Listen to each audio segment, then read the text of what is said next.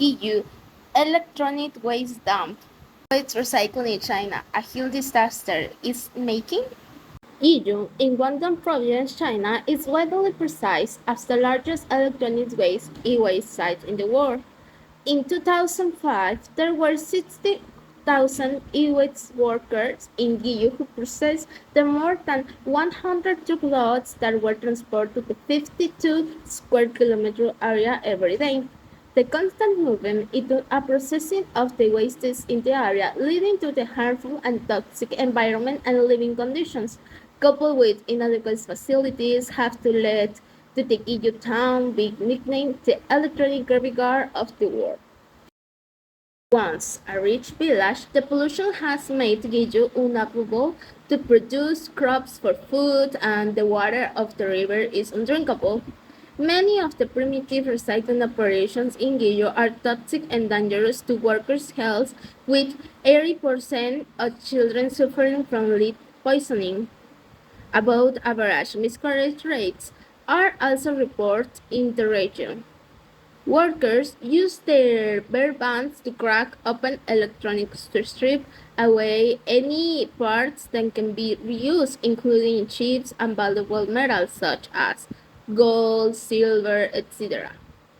Workers also cook circuit boards to remove shields and solders, burn wires and other plastics to liberate metals such as copper, use highly corrosive and dangerous acid baths along the riverbanks to extract gold for the microchips, and sweat grinder toner of our cartridges. Children are exposed to the dioxin-laden as the smoke billows around Guiyu, and finally series on the area.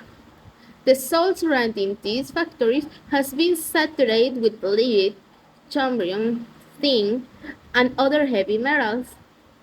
Discarded electronics lies in pools of toxins that leach into the groundwater, making the water undrinkable to the extent the water must be trucked it from elsewhere.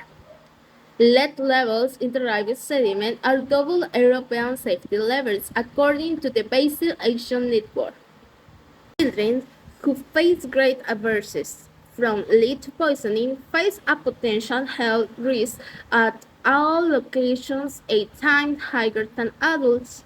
Studies done in 2009 have revealed that Guiyu has some of the highest levels of dioxin contamination in the world, with an estimated 20 and 50 million tons of e-waste produced annually for while it is the fastest growing stream of the municipal solid waste. Management of e-waste is a significant environmental health concern. In developing countries, where most informal and primitive e-waste recycling occurs, workers and others who live near these recycling facilities are exposed to dangerous chemicals with a potential long-term adverse health effects. Other locations where such recycling is prevalent include India and Ghana, Liberia, and Nigeria in Africa. Process e-waste workers, who are often children, are directly exposed to the lead, cadmium, brominate, flame retardants, and other toxic chemicals, many that present development risk. Workshops are rarely well ventilated, and workers with little, if any, personal protective equipment. Individually, these chemicals carry high risk. Mixtures often are potentially further cause for concern. Although imports of e-waste into China are officially banned, a report by the United Nations initiative Solving the E-Waste Problem states the largest volume still find their way into the country from the United States, Europe, and other countries in Asia, while e-waste generation within China in 2011 was estimated at 1.2 million tons for television alone. In China, as elsewhere in the world, the volume of e-waste growing exponentially. The problem comes when the way of recycling is not environment-friendly, or good for people's health. observed health issues, including respiratory irritation and skin burning, in addition to the effects about the lead World Health Organization recently to development and initiative of e-waste and children's health. In June, with support from NIHS and others who convened a work group of e-waste and children to bring together experts and other stakeholders, an informal survey conducted in preparation for the meeting indicated only a handful of studies that looked into the health impacts of e-waste.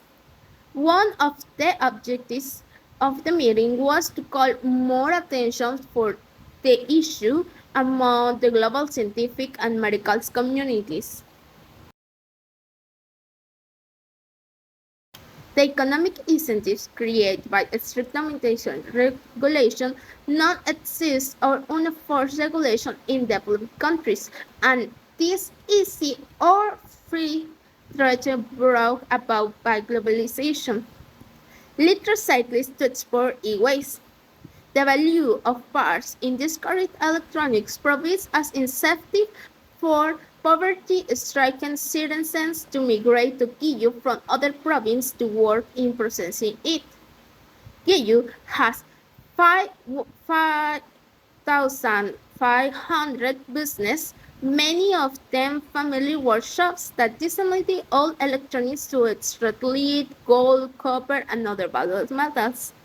The East industry employs tens of thousands of people and dismantling 1,500 pounds of discarded computers, cell phones, and other electronics each year. The average worker, adult or child, makes barely 1.cents day. The average workday is 16 hours. Maybe are covering the value melons and parts all within the piles of discarded electronics. Even these relatives tiny profit enough motivation for workers to risk their health. In 2030, comprehensive scheme of resolving electronic waste pollution of the region of Shantou City was approved by one non-profit government. Part of this scheme involves building and regulations of the workshops into an industrial ecology parks where the wastes can be properly treated and recycled. In 2017, most workshops were merged into a larger company and moved to the National Circular Economic Pilot Industry Park. However, many areas are still contaminated from the remains of e-waste processing. Thank you.